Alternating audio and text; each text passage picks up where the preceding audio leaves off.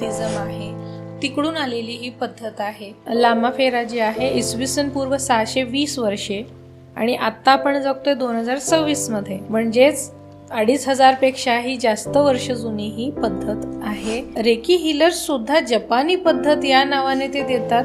ही दुःखदायक गोष्ट वाटते मला की आपलंच आहे ते आणि तुम्ही रेकीला जपानी पद्धत म्हणून सांगताय. मास्टर बुद्धांची एनर्जी स्वतः येते, मास्टर बुद्धा स्वतः येतात, हिलरला माध्यम म्हणून निवडतात आणि स्वतः ते हील करतात. ती बॅलन्स ठेवणं, तिथले ब्लॉकेजेस रिमूव्ह करणं, एखाद्याची स्पिरिच्युअल ग्रोथ करायची आहे, हेल्थ इश्यूज आहेत, असं सगळं काही करू शकतो आपण. डिरेक्टली याला कसं ओपन करणार? पूर्ण खालून जी चक्र आहेत ती सगळी व्यवस्थित पाहिजे, तिथले ब्लॉकेज गेले, एनर्जी ऑटोमॅटिकली तुमची वर चढत जात. खूप फेमस पद्धती पण आहे, योग पद्धती आहे, तर नाव नाही घेणार मी, पण ज्यांना अनुभव आहे त्यांना लक्षात येईल, कारण त्याचे केसेस माझ्याकडे खूप येतात. गंभीर आजार तुमच्या मागे लागलाय, काहीतरी गंभीर प्रकारचं कर्म तुमचं आहे आणि कुठलाही हिलर कोणाच्या कर्मामध्ये कधी इंटरफिअर करत नाही. जसं तुम्ही आता मला मरून गाऊन दिसतो किंवा ही माळ आहे, हे सगळं हिलरच्या प्रोटेक्शनसाठी आहे. लाखो मंत्रांच्या जपाने सिद्ध केलेले आहेत. मग हे सिम्बल्स वापरले जातात हिलिंगमध्ये आणि त्या सिम्बल्सच्या परिणामामुळे आणि मास्टर बुद्धांच्या एनर्जीमुळे त्या व्यक्तीमध्ये फरक पडतो. आपल्यावर दुसऱ्यांचं काहीतरी येईल, काही होत नाही असं. त्यामुळे सेल्फ हिलिंग हा एक पार्ट ठेवलेला आहे. ब्लॉकेज साठलेला आहे, तर त्यावेळी हिलिंग देताना तिथे त्रास होतो माणसाला, कारण एनर्जी ही कोणाशीही बांधील नाहीये. तुम्ही ज्या इंटेन्शनने तिला जसं पाठवाल ती तुमच्यासाठी तशी काम करते.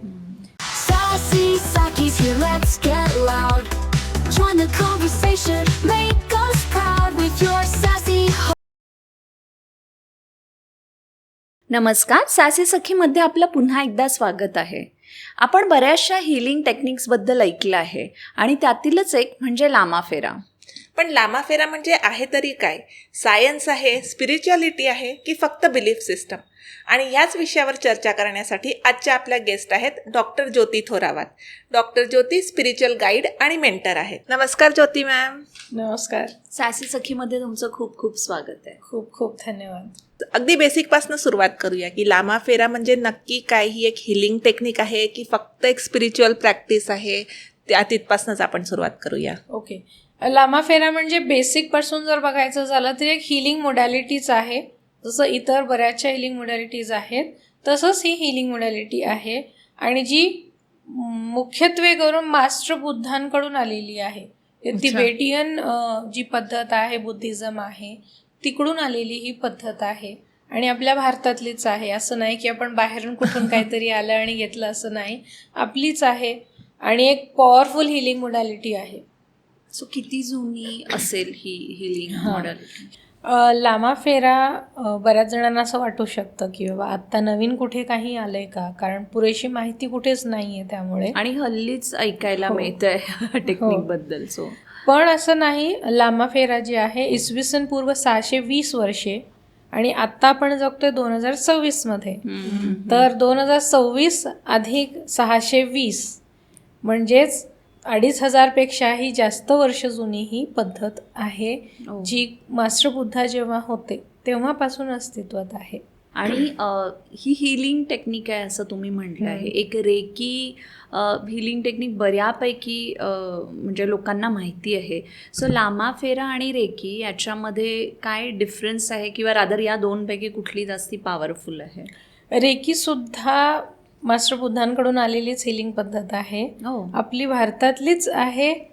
पण जसं की आपल्याला काही डेटा मेंटेन करण्याची सवय नसल्यामुळे भारतातून ती लुप्त झाली आणि डॉक्टर उसुई सर जे जपानचे आहेत त्यांनी पुन्हा ती रिइन्व्हेंट केली आणि आत्ता ती जपानी पद्धत म्हणून, म्हणजे अनेक रेकी हिलर्स सुद्धा जपानी पद्धत या नावाने ते देतात. ही दुःखदायक गोष्ट वाटते मला की आपलंच आहे ते आणि तुम्ही रेकीला जपानी पद्धत म्हणून सांगताय. तर ही झाली मास्टर बुद्धांचीच पद्धत, आपलीच आहे. याच्यानंतर लामा फेरा जेव्हा आपण बघतो, ही सुद्धा मास्टर बुद्धांचीच एनर्जी आहे, पण इथे फरक आहे. रेकीमध्ये काय होतं, रेकीमध्ये जो हिलर आहे तो युनिव्हर्सल एनर्जी जी आहे ती ट्रान्सफर करतो, तो एक ट्रान्समीटर सारखा काम करतो. पण लामाफेरा हिलिंगमध्ये असं होतं की मास्टर बुद्धांची एनर्जी स्वतः येते, मास्टर बुद्धा स्वतः येतात, हिलरला माध्यम म्हणून निवडतात आणि स्वतः ते हील करतात.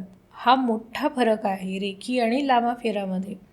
म्हणून दोन्हीमध्ये येणारे जे रिझल्ट्स आहेत, अनुभव आहेत, ते खूप फरक पडतात दोन्हीमध्ये. रेकी ही माइल्ड एनर्जी आहे, ती अतिशय तुम्हाला प्रेमळपणे कुरवाळून तुम्हाला हील करेल.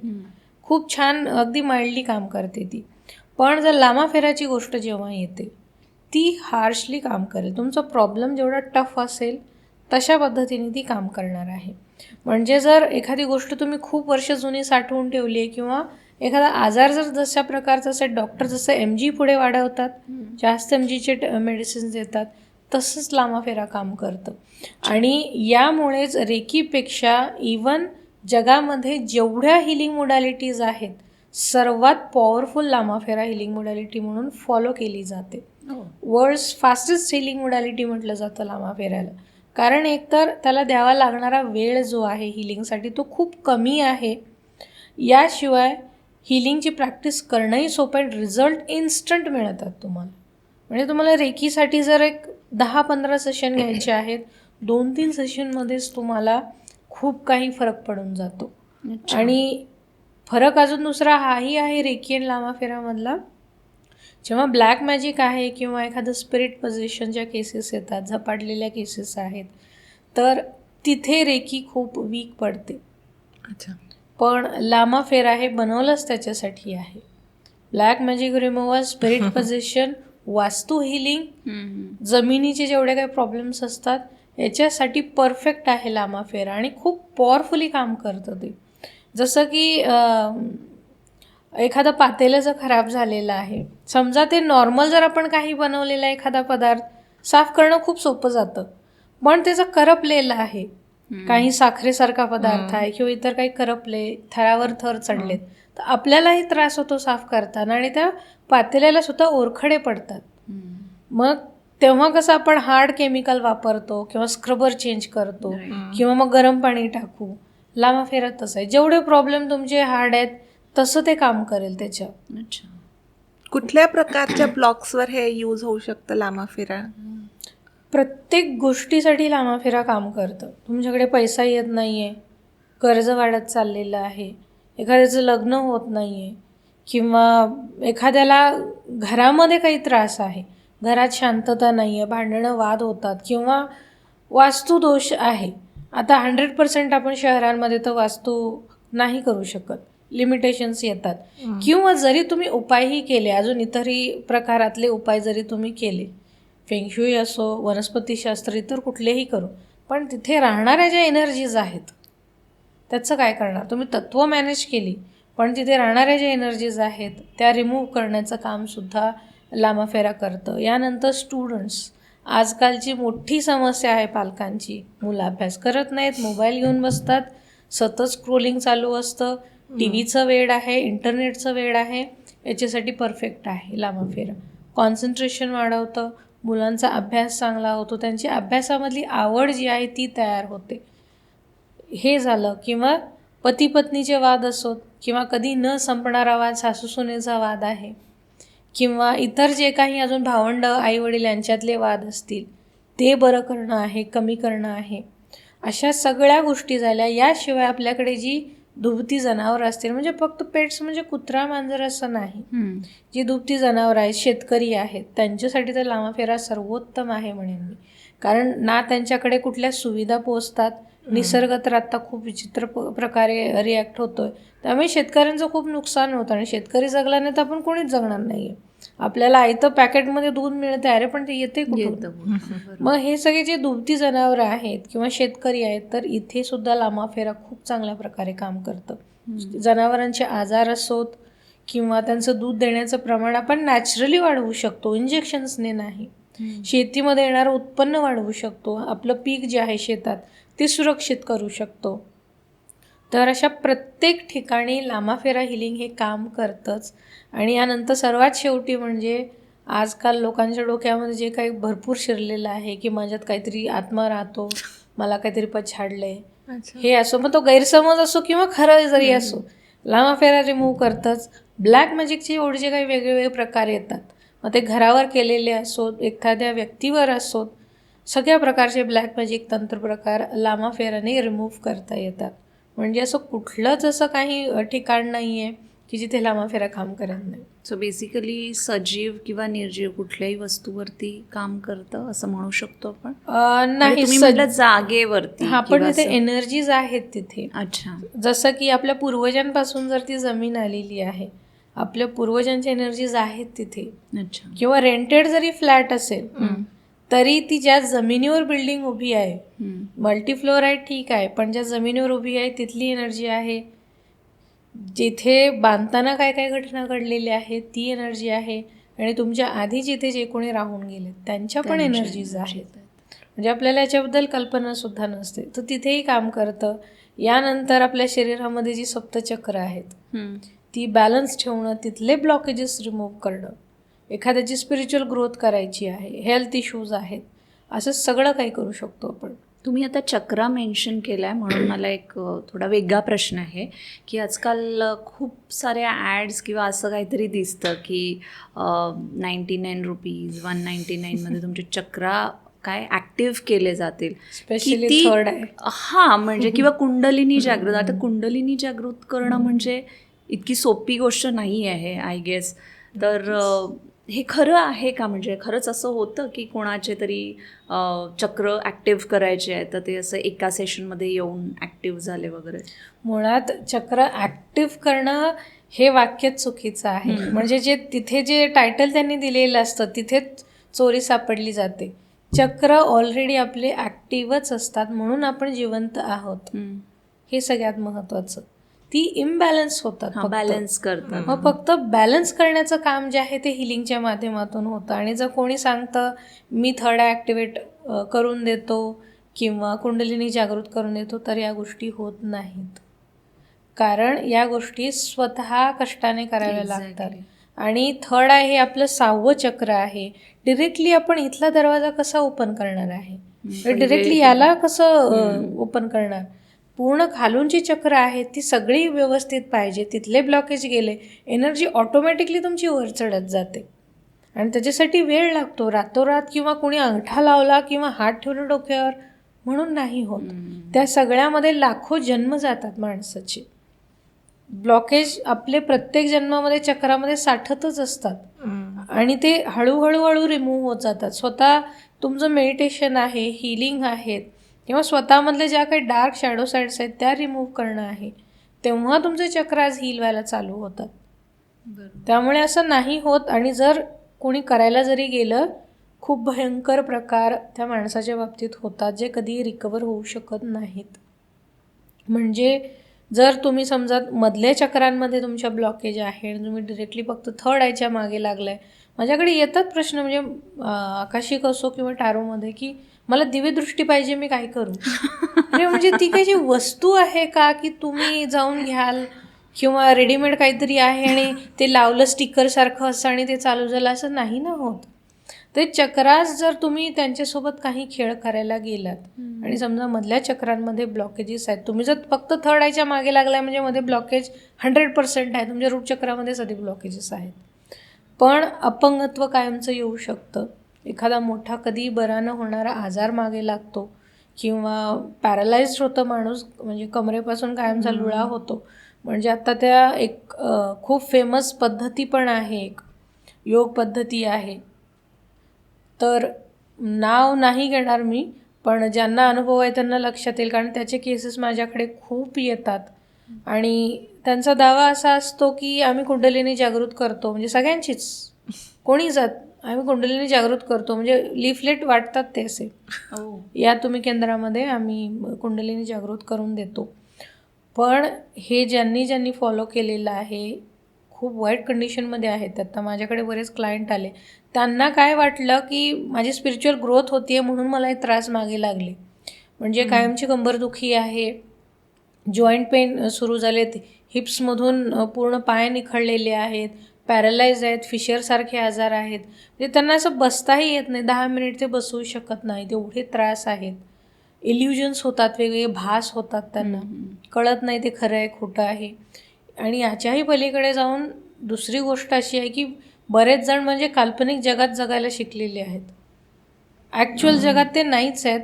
आणि लेटेस्ट आत्ता लामाफेराचा कोर्स झाला आणि त्यामध्ये एक रेकी ग्रँडमास्टर आल्या होत्या लामाफेरा शिकायला, आणि त्यांनीसुद्धा त्याच योगाच्या बाबतीतला अनुभव सांगितला. त्यांचा नव्हता, त्यांच्या बॅचमधल्या कोणाचा तरी होता, आणि ते प्रॅक्टिस करून घेत होते आणि डिरेक्टली त्यांच्या इथे होल पडला आणि आत्मा निघून गेला सरळ प्रॅक्टिस सुरू असतानाच. मग हे जर तुम्ही असं चक्रांच्या बाबतीत चुकीचं काही करायला गेलात तर हे अशा बाबतीत घडू शकतं. त्यामुळे चक्रांच्या बाबतीत चेष्टा नाही करायची. योग्य गुरुच्या मार्गदर्शनाखालीच तुम्हाला चक्रांवर काम करायचं.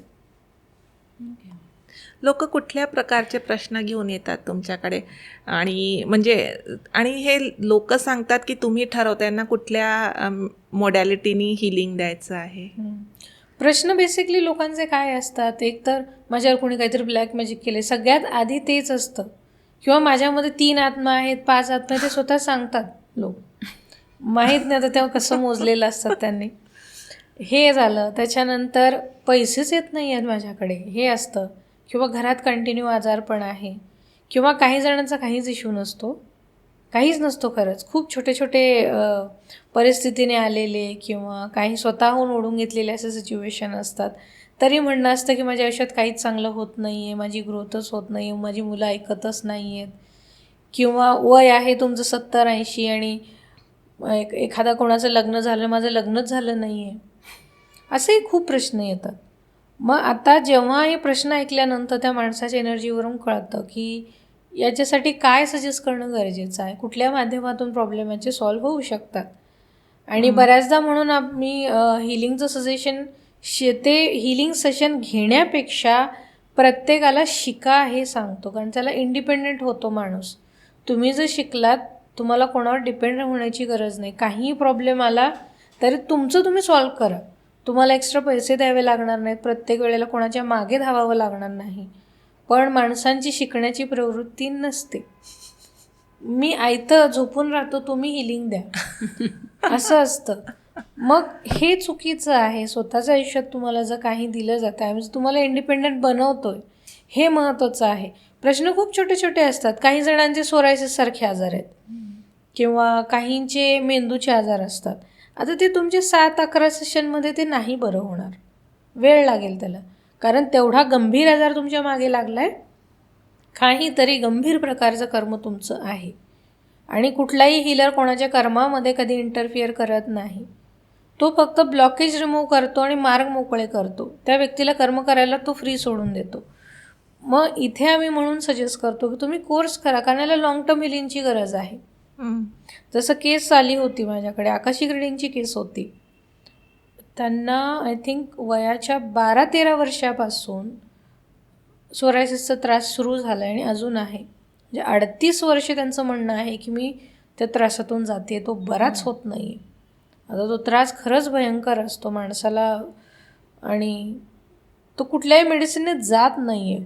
त्याच्यासाठी रिडिंग घेतलं होतं त्यांनी. मग त्यांना इथे हिलिंग शिकण्याबद्दल सजेस्ट केलं. आता त्यांचा प्रश्न होता की हिलिंगने बरं होईल का. पण कुठलाही हिलर तुम्हाला कुठल्याही हिलिंग मोडॅलिटीचा असो 100% शुअर कसं सांगू शकेल, नाही सांगू शकत. कारण मुळात हिलर स्वतः काहीच करत नाही, हिलिंग एनर्जी काम करत असते. आणि ते कितपत बरं करायचं कितपत नाही करायचं हे ज्या त्या व्यक्तीच्या कर्मावर डिपेंड आहे. जर त्या व्यक्तीचे सफरिंग बाकी आहेत, त्याने लेसन लर्न नाही केले, तो त्रास त्याचा राहणार आहे. त्यामुळे हिलर तुम्हाला 100% असं शुअर नाही सांगू शकत की हे 7 दिवसामध्ये होईलच किंवा 10 दिवसात होईल, महिन्यात होईलच, असं नाही. त्यासोबत तुम्हाला जे काही गाईडलाईन दिले जातात ते पण तुम्हाला करावे लागतात, फॉलो करावे लागतात, तेव्हा फरक पडतो. मग या गोष्टी माणसांच्या लक्षात येत नाहीत. सो रिसेंटली तुमच्याकडे काही एक्झाम्पल आहे, तुम्ही कोर्सेस घेता वेगवेगळे आणि बरेच लोकही अटेंड करतात, तर त्याच्यातला काही एक्सपिरियन्स? म्हणजे खरं तर प्रत्येक कोर्सेस कंटिन्यू सुरूच असतात. ऑफलाईन असतात, ऑनलाईन? दोन्ही असतात. अच्छा. ऑफलाईन असतो तो रेसिडेन्शियल, म्हणजे तिथेच राहायचं, आणि तो अनुभव खरंच खूप वेगळा असतो, म्हणजे येणाऱ्या प्रत्येकासाठीच. तर आता लेटेस्ट जी बॅच झाली, ऑफलाईन बॅच झाली लामा फेराची, दोन्ही लेवल ठेवलेले असतात. म्हणजे बाकी हिलिंग मोडॅलिटीजमध्ये लेवल्स खूप जास्त आहेत. तुम्ही मास्टर किंवा ग्रँड मास्टर लवकर होऊ शकत नाही, पण लामा फेरामध्ये फक्त 3च लेवल आहेत. लेवल 1, लेवल 2ला तुम्ही मास्टर होता, 3rd level grand master, that's it. अच्छा. म्हणजे ते शिकणं पण सोपं आहे. मग आता जे 2 लेवलचे एकत्र ठेवलेला कोर्स होता आणि एक स्टुडंट जे आहेत ऑलरेडी त्यांनी बरेच वर्कशॉप वगैरे अटेंड पण केले होते. म्हणजे काही स्पेशल ओकेजनला आम्ही वर्कशॉप पण घेतो ऑनलाईन, जसं नवरात्र आहे, गणपती, अक्षय तृतीया, किंवा जसं गायडन्स येईल त्यानुसार ऑनलाईन ठेवलेले असतात, साधनं असतात. मग त्या बऱ्याचशा त्या साधना वर्कशॉपमध्ये त्या असायच्या, ऑनलाईन अटेंड करायच्या, पण कॅमेरा बंद असायचा, त्यामुळे कोण आहे चेहरा काही माहीत नसायचं, बोलणं पण नसायचं. पण बाकीचे जसं शेवटी स्वतःचं काही अनुभव सांगायचे. काही काही साधनं ज्या आहेत, जसं नवरात्री 10 दिवस चालायची, गणपतीची 10 दिवस असायचे, रोजचे त्यांचे अनुभव सांगायचे. आणि त्यात मग या एकदा मला म्हणाले की मॅडम मला तुमचा खूप राग येतोय. मेसेज होता त्या झूममध्ये. म्हटलं काय, म्हटलं मे बी चुकून आलं असेल, काही असू शकतं, लक्ष दिलं नाही मी. नंतर पुन्हा दुसऱ्या वेळेला पण मेसेज तसाच यायला लागला. मग मी वाचलं, हे कोण आहे, काय, कशा राग येतोय, म्हणजे नेमकं काय झालं आहे नेमकं. तर कॅमेरा ऑन न करताच त्यांचं बोलणं होतं की नाही मला तुमचा खूप राग येतोय, मला तुम्हाला बघितलं की राग येतोय. आणि नंतर मग मला कळालं की त्यांचे ब्लॅक मॅजिकचे केसेस आहेत, बरेच स्पिरिट अटॅक झालेले आहे, स्पिरिट पोझेशन केसेस आहेत. आणि म्हणून मग मी हे बाकीचं तुमचं काही मंत्रजप वगैरे पण करू शकत नाही आहे, मला त्रास होतो. त्यांना सांगितलं होतं मी, होणारच आहे तो त्रास, मे बी शेवटच्या दिवसापर्यंत कमी पण होऊ शकतो जर तुम्ही व्यवस्थित फॉलो केलं तर. त्याच्यानंतर माझा काही कॉन्टॅक्ट नव्हता आणि त्या कोर्सला येणार आहे त्याचीही काही कल्पना नाही, कारण नाव कुठे कोणाचं लक्षात राहतं. आणि कोर्सला सगळे बसले होते, मी जाऊन बसले आणि जसं मी समोर जाऊन बसले, एक तर मला ती व्यक्ती कोण आहे काहीच कल्पना नाही एवढ्या सगळ्या मोठ्या ग्रुपमध्ये. अचानक त्या स्टुडंटने असं ओरडायला चालू केलं, नोटपॅड पेन दिलेले असं भिरकावून दिलं स्वतः हातातून, आणि एकेरी भाषेत बोलायला लागले. स्टुडंट हे चल निघ, उठ इथून. ते सगळेच शॉक झाले, हे काय चाललं आहे असं. इतकं किंचाळलं जोरामध्ये, हातपाय आपटणं, खूप वेडेवाकडे काय काय एक्सप्रेशन चालू होते, हावभाव सगळे हालचाली चालू होत्या. सगळे स्टुडंट घाबरले आणि लांब इकडे तिकडे पळायला लागले, लांब जाऊन बसले त्या स्टुडंटला सोडून. खूप वेळ तिचं काय काय चालू होतं, वेगळे वेगळे एक्सप्रेशन, डोळे वेगळे होत आहेत, बॉडीची हालचाल वेगवेगळी होती. चालू दे म्हटलं काय काय चाललं आहे. आणि नंतर काही वेळानंतर सगळ्यांचं सेल्फ इंट्रोडक्शन वगैरे झालं. त्यांना चालू दे म्हणून काहीच केलं नाही आम्ही. नंतर मग म्हणतात मॅडम तुम्ही काय केलं मला. शांत झाली, 1-2 ती नॉर्मल झाली होती. म्हणजे एवढ्या वेळा एवढा गोंधळ घातला, सगळे आसपासचे लोक गोळा झाले. एक तर ते शांत ठिकाण आहे, म्हणजे आसपास असं काही गर्दी नाही, आसपास काही नसतं, तरी लोक जमा झाले सगळे. इतक्या मोठ्याने कोण किंचाळतंय. ते म्हणे नाही मला खूप त्रास होत होता आणि मला दिसलं तुम्ही माझे सगळे चक्र क्लीन करताय आणि आता बरंच मला बरं वाटतंय. दुसऱ्या नंतर अट्युनमेंट देताना सुद्धा ती तसंच होतं. खूप वेळ ती वेगळ्या अशी जोरात आपटत होती जमिनीवर, ओरडत होती, कारण अट्युनमेंटची एनर्जी वेगळी असते आणि ते सहन करणं खूप अवघड असतं. नंतर ती पूर्ण शांत आहे आता. म्हणजे सगळं वागणं बदललं, जे काही किंचाळणं आहे सगळं बदललेलं आहे आता वागणं. आणि स्वतः हिलिंगची अट्युनमेंट घेतली, हिलिंगची प्रॅक्टिस सुरू आहे. अच्छा. मग हे ब्लॅक मॅजिक असो किंवा स्पिरिट पोझिशनच्या केसेस तसे फास्ट होतात एकदम. म्हणजे समोर आलं, हिलरच्या समोर आल्यानंतरच ते बाहेर पडतंच भूत त्याच्या अंगातलं. खरं जर असेल ना तर नक्की बाहेर पडतं. हां, पण काही केसेस असे असतात की जे लोक खोटं नाटक पण करतात. याचं प्रमाण खूप आहे, कारण तेवढ्यामुळे त्यांना अटेन्शन मिळतं, लोक घाबरतात, जे सांगेन ते करतात. आणि स्त्रियांचं प्रमाण यात खूप जास्त आहे, कारण बऱ्याचदा त्या दुर्लक्षित असतात किंवा परिस्थितीने दबलेल्या असतात, कोणी त्रास दिलेलं असतं, कंट्रोल केलेलं असतं. मग असं काही दिसलं ना की ते एकदम रिॲक्ट होतात.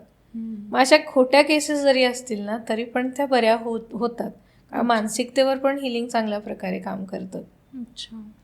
काय असते त्याची पद्धत, कसं हिलिंग केल्या जातं? जसं की तुम्ही सुरुवातीला रेकी आणि लामाफेरामध्ये फरक विचारला होता, तर इथे अजून एक मोठा फरक हा आहे की रेकीमध्ये हीलरच्या प्रोटेक्शनची विशेष काळजी नाही आहे, पण लामाफेरामध्ये हीलरची काळजी घेतलेली आहे. जसं तुम्ही आता मला मरून गाऊन दिसतं किंवा ही माळ आहे, हे सगळं हीलरच्या प्रोटेक्शनसाठी आहे.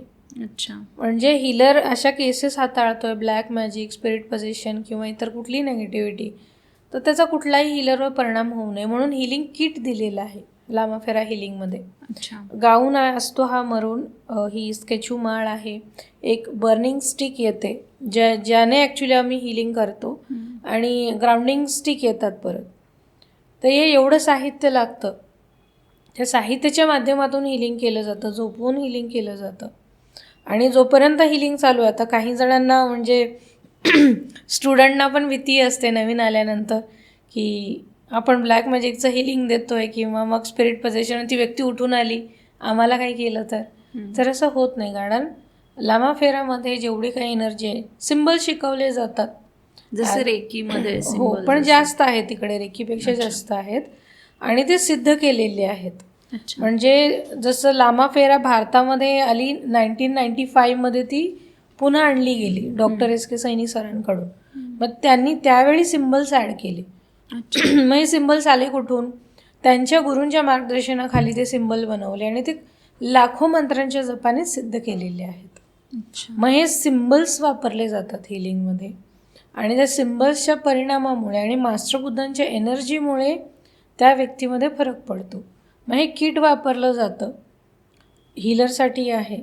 आणि ज्या ग्राउंडिंग स्टिक असतात त्या रिसिव्हरला लावल्या जातात. त्यालाही मरून कपड्यामध्ये एक तर गाऊन असतो किंवा मरून कपडा असतो, त्याने झाकावं लागतं. सिंगिंग बाऊल वापरला जातो आणि साधारण एखाद्या सेशनसाठी, म्हणजे अगदी एक नॉर्मल प्रॅक्टिस करणारा माणूस जरी असेल तरी 15 मिनिटात सेशन तुमचं होऊन जातं. अच्छा.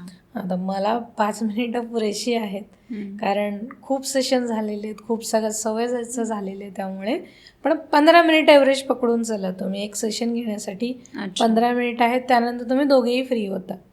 आणि इथे दुसरं अजून आहे की जेव्हा तुम्ही कोणाचं दुसऱ्यांचं हिलिंग करता, तर इमिडिएटली हीलरला सुद्धा स्वतःचं सेल्फ हिलिंग लगेच करून घ्यावं लागतं. म्हणजे त्याच्यावर कुठला कशाचाही परिणाम नाही होत. ओके. जसं भीती असते बऱ्याचदा की ही, किंवा गैरसमज पण असतो की आपल्यावर दुसऱ्यांचं काहीतरी येईल, काही होत नाही असं. त्यामुळे सेल्फ हिलिंग हा एक पार्ट ठेवलेला आहे. अच्छा. आणि ह्या कलरचं काही विशेष महत्त्व आहे की मरूनच हवा आहे असतो?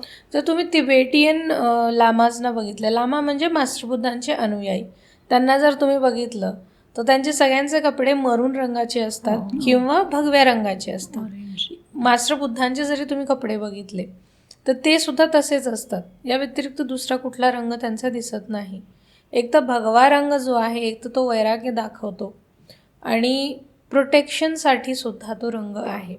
मरून रंगाचं सुद्धा महत्त्व हे प्रोटेक्शनसाठीच आहे.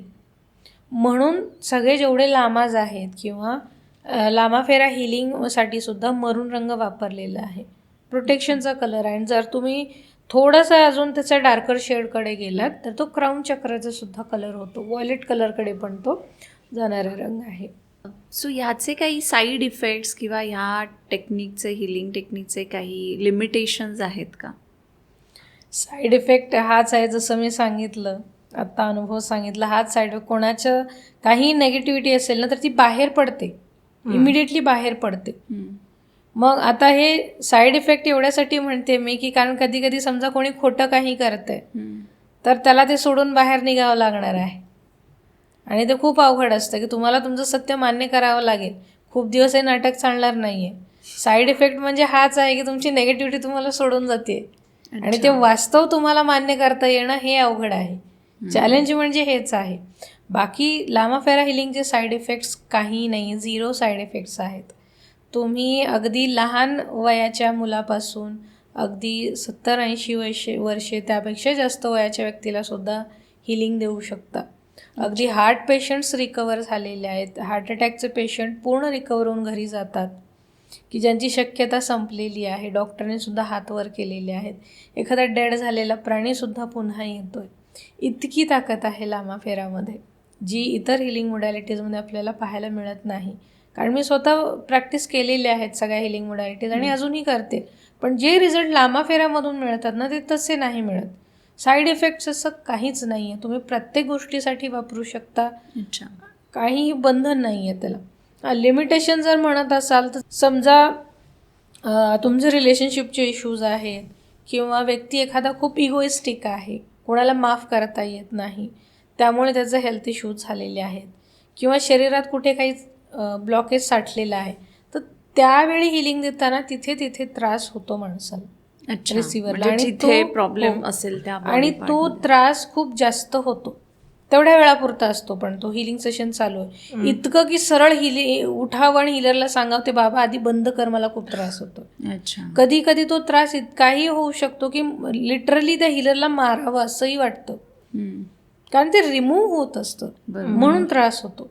हे आहे, दुसरं काहीही साईड इफेक्ट किंवा लिमिटेशन्स असं काहीही नाही आहे, किंवा घाबरून जाण्याचंही कारण नाही की बाबा अजून त्रास वाढला, असं नाही. अच्छा. कारण ते क्लिन्झिंग होते तुमचे, तर थोडासा त्रास तो होणारच आहे. सो बेसिक काय आहे या टेक्निकचं? म्हणजे काय म्हणू आपण, जसं रेकीमध्ये मेडिटेशन आहे, चक्रावरती आपण काम करतो, तसं याचे काय आहेत? रेकीमध्येही मेडिटेशन नाही आहे. जी ट्रॅडिशनल ओसोई रेकी आहे, आत्ता खूप लोकांनी विनाकारण ते मेडिटेशन टाकलेलं आहे आणि त्यानेही खूप साईड इफेक्ट झालेले आहेत. तेही क्लायंट येतात माझ्याकडे आणि त्यामुळे बऱ्याच जणांनी रेकीची प्रॅक्टिस बंद केली आहे की आम्हाला नाही जमत मेडिटेशन रोजचं. मुळात मेडिटेशन नाही आहे. जी ट्रॅडिशनल रेकी आहे तिथेही तुम्हाला सिम्बल देतात लेवल वाईज. पहिल्या लेवलला सिम्बल नसतात, लेवल 2ला तुम्हाला 3 सिम्बल मिळतात. त्या बेसिसवर तुमच्या चक्राजवर हिलिंग चालू होतं. लेवल 1ला तर तुम्हाला 24 पॉईंट दिलेले असतात, 24 पॉईंटला हिलिंग द्यायचं. लामा फेरामध्ये तुम्हाला टोटल 12 सिम्बल मिळतात आणि तिथे आपण चक्राजवरच काम करतो. त्यामुळे चक्राचं ज्ञान तुम्हाला परिपूर्ण असणं गरजेचं आहे. असं नाही की मी थर्ड आय ॲक्टिवेट केलं आहे, कुंडलिनी किंवा हिलर पण नाही म्हणू शकत की मी तुझी कुंडलिनी जागृत करून देऊ शकतो, नाही. त्याला म्हणून चक्राचं पूर्ण ज्ञान असणं खूप गरजेचं आहे. त्यासोबत म्हणून स्पेशल 7 चक्राचा कोर्स ठेवलेला आहे की तुम्हाला आयुष्यभरासाठी 7 चक्राचं पूर्ण ज्ञान दिलेलं आहे. आणि चक्र म्हणजे तेवढं एकच नाही आहे, त्याचे बीज मंत्र येतात, कलर आहेत, ॲरोमा आहे, मंत्र येतात, मुद्रा आहेत, खाण्याचे जेवढे काही अन्नपदार्थ आहेत, धान्य असो, तेल असो, भाज्या असो, फळं, सगळ्या गोष्टी चक्राशी जोडलेल्या आहेत. मग ही बरीच माध्यमं आहेत तुम्हाला, किंवा योगा आहे, तर हे सगळ्या गोष्टी जोडलेल्या आहेत चक्राशी. आणि तुम्ही सगळ्यात आधी चक्र तुमचं इम्बॅलन्स कशाने झालं आहे हे जाणून घेणं गरजेचं आहे. म्हणजे ते वीक झाल्याने इम्बॅलन्स झालं आहे की ते हायपर ॲक्टिव्ह झालं आहे, हे आधी तुम्हाला कळणं गरजेचं आहे. नाहीतर हायपर ॲक्टिव्ह असायचं आणि तुम्ही अजून त्याच चक्राशी संबंधित रंग वापरताय, तेच फूड खाताय, अजून अवस्था वाईट होईल. त्यामुळे हे आधी ज्ञान असणं खूप गरजेचं आहे. लामा फेरामध्ये म्हणून हे तुम्हाला शिकवलं जातं. आणि जर ज्यांना डीपर लेवलला जायचं आहे मग त्यांच्यासाठी सेपरेट 7 चक्राचा कोर्स आहे. अच्छा. म्हणजे ज्याच्यामध्ये फक्त चक्र आणि पूर्ण माहिती. मग त्यामध्ये मेडिटेशन्स आहेत, म्हणजे त्यांचे बीज मंत्र, मेडिटेशन, अफर्मेशन सगळंच आहे. आणि कुठलीही हिलिंग टेक्निक एखाद्या व्यक्तीचा विश्वास नसेल तर ती काम करेल की नाही करणार, हा प्रश्न आहे ते खूप जणांचा असेल. हिलिंगमध्ये बऱ्याच हिलिंग मोडॅलिटीजमध्ये हे एक बॅरियर असतं की जर ती रिसीव्ह करणारी व्यक्ती रेडी नाही आहे किंवा त्या व्यक्तीला न सांगता हिलिंग द्यायचं आहे, मग खूप जण म्हणतात की ते काम करणार नाही. असं काहीही नाही लामा फेराचं. तुम्ही न सांगता जरी हिलिंग दिलं एखाद्याला तरी ते काम करणारच आहे. आणि लामा फेरा शक्यतो अशाच ठिकाणी द्यावं लागतं, कारण एकतर ती व्यक्ती काहीतरी हेकेखोर आहे, सांगितलेलं ऐकत नाही आहे, ब्लॅक मॅजिकच्या केसेस आहेत किंवा वशीकरणच्या केसेस असतात, वेगवेगळे तंत्रक्रिया, तर ते ऐकत नाहीत, व्यक्ती रेडी नसतात. मग त्यावेळी न सांगताच द्यावं लागतं, पण ते काम करतं. पण मग जसं तुम्ही म्हटलं की त्याच्यासाठी ती व्यक्ती तिथे हवी आणि मग त्यांना म्हणजे नाही, असं नाही. दोन्ही माध्यम आहेत. म्हणजे डिस्टन्स हिलिंग पण सेम तसंच काम करतं, आणि फेस टू फेस पण तेवढंच काम करतं. हा फक्त डिस्टन्समध्ये जो काही तांडव चाललेला असतो तो तुमच्या समोर होत नाही. फरक एवढाच आहे, म्हणजे ज्या रिसिव्हरने जो काही गोंधळ घातलाय तो त्याच्या घरी होतो, तुमच्या समोर होत नाही. फरक एवढाच.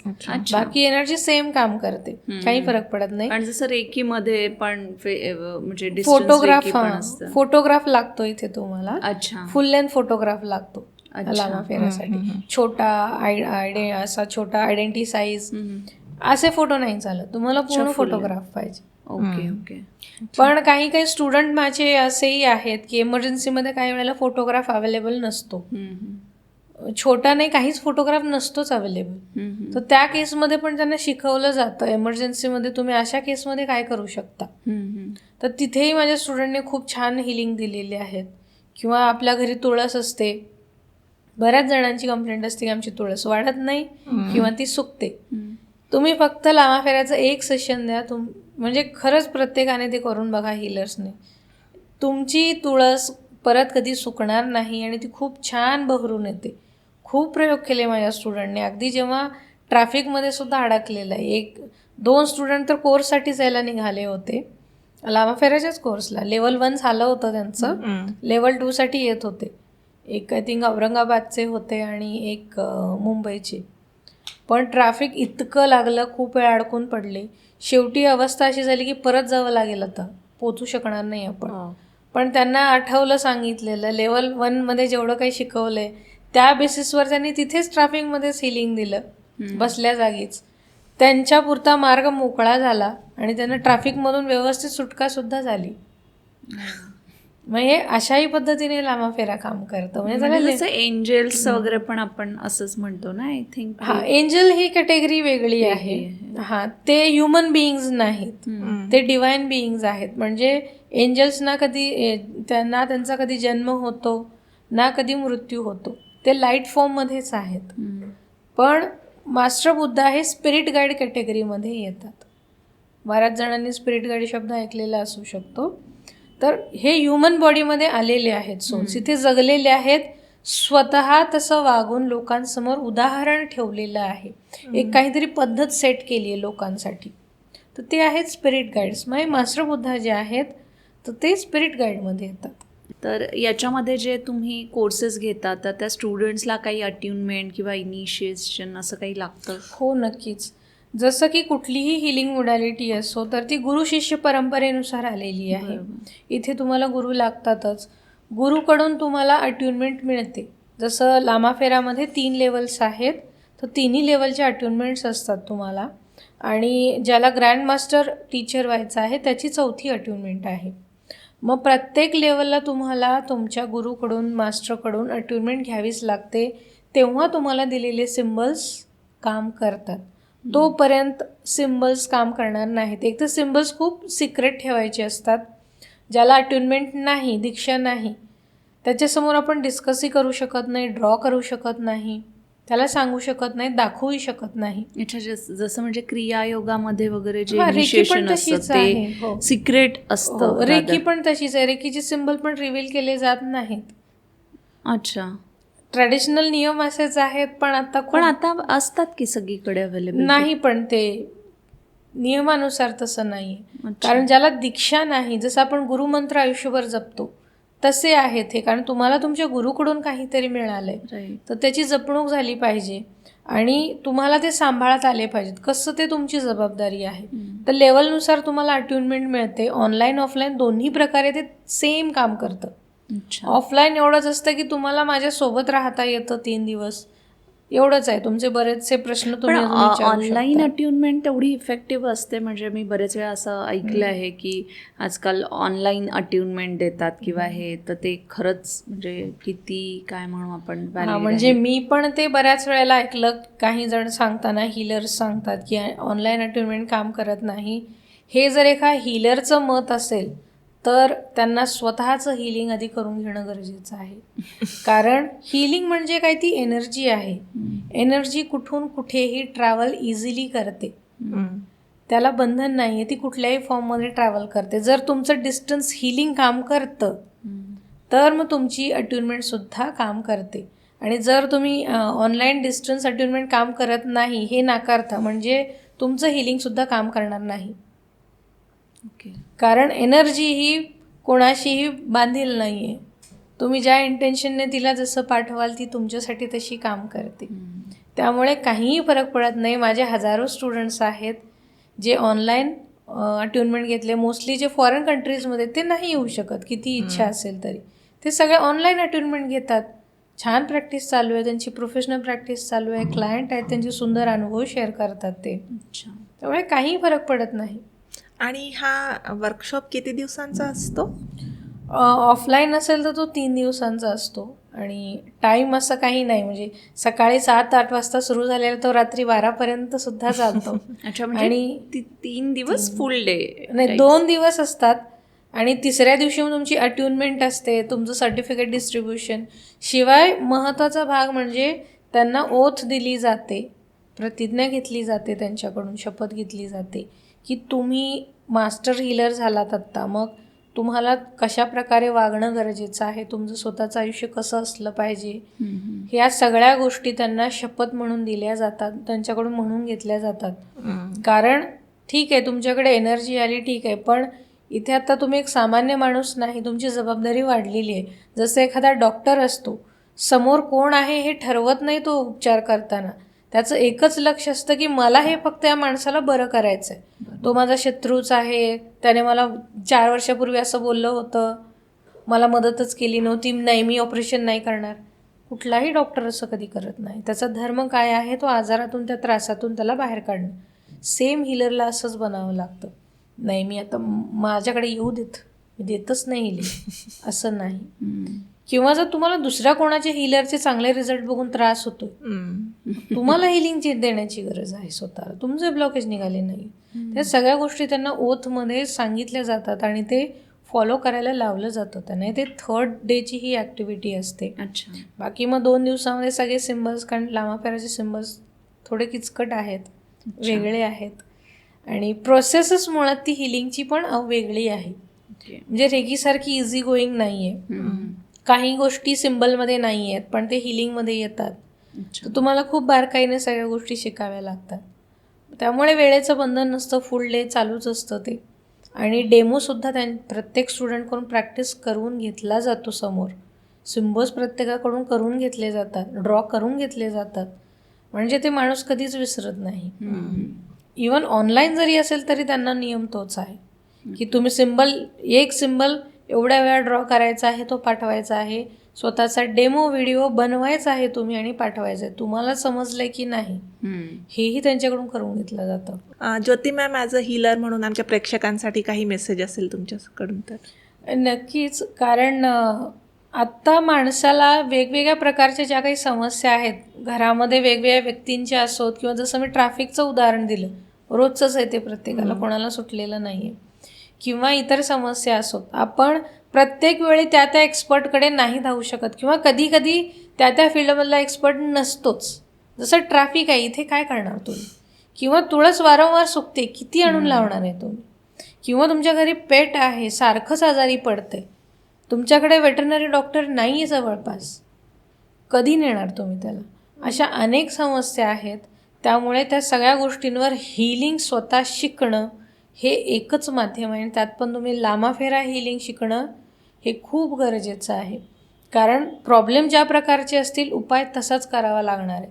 तुमच्याकडे आता वेळ जास्त नसतो, कोणाकडे वेळ जास्त नाही, सगळं फास्ट पाहिजे, इमिडिएट पाहिजे आणि रिझल्ट पण चांगले पाहिजेत किंवा शिकण्यासाठी सोपं पण पाहिजे. म्हणजे रोज मला तासभर मेडिटेशनमध्ये बसा किंवा माझं काहीतरी रुटीन चेंज करा, नॉनव्हेज खाणं बंद करा किंवा इतर काही सवयी बदला, हे असलं मला काही जमणार नाही आहे असं बऱ्याच जणांचं असतं.